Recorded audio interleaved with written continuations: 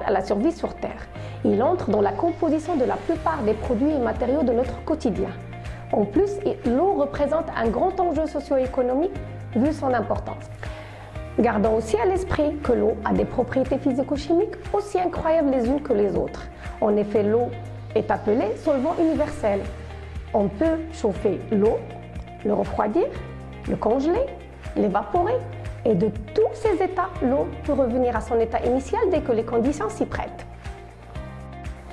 L'homme a su domestiquer l'eau durant son périple sur Terre. Mais avant d'aller plus loin, faisons d'abord connaissance.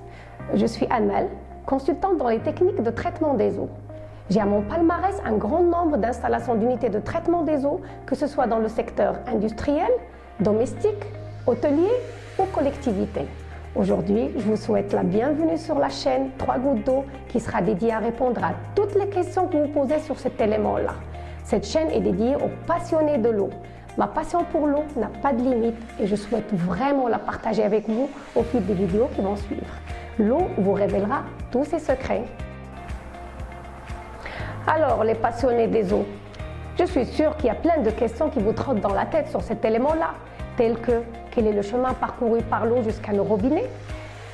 Vous entendez souvent des professionnels qui vous parlent des analyses de l'eau comme le pH, la conductivité, la salinité, l'alcalinité ou encore les analyses bactériologiques et légionnelles.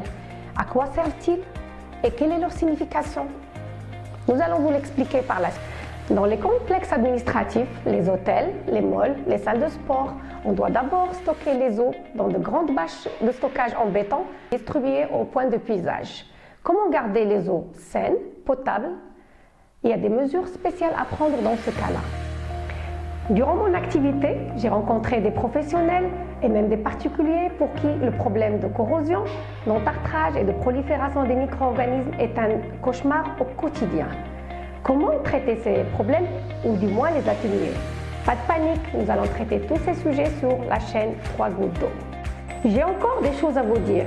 La chaîne 3 gouttes d'eau est une chaîne interactive, c'est-à-dire que les abonnés participent. Comment me direz-vous? En allant sur les commentaires en bas, laissez-nous un écrit clair et limpide toutes les questions qui vous trottent dans la tête ou tout simplement un problème auquel vous êtes confronté dans votre quotidien. Nous nous ferons un plaisir de le traiter à fur et à mesure. Les sujets qui auront collecté le plus de réactions seront traités en premier et les autres, bien sûr, seront traités à fur et à mesure. En attendant, nous n'allons pas chômer. Nous vous avons quand même concocté des sujets qui, j'en suis sûre, vous intéresseront au plus haut point. Au sommaire de notre playlist,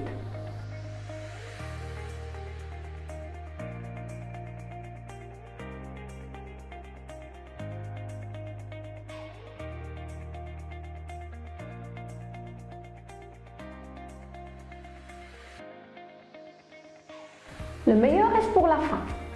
En bonus, je vais vous montrer comment fabriquer votre propre eau de consommation, une eau équivalente à une eau de table à partir des eaux de robinet, des océans, des rivières ou n'importe quelle eau que vous trouverez dans la nature.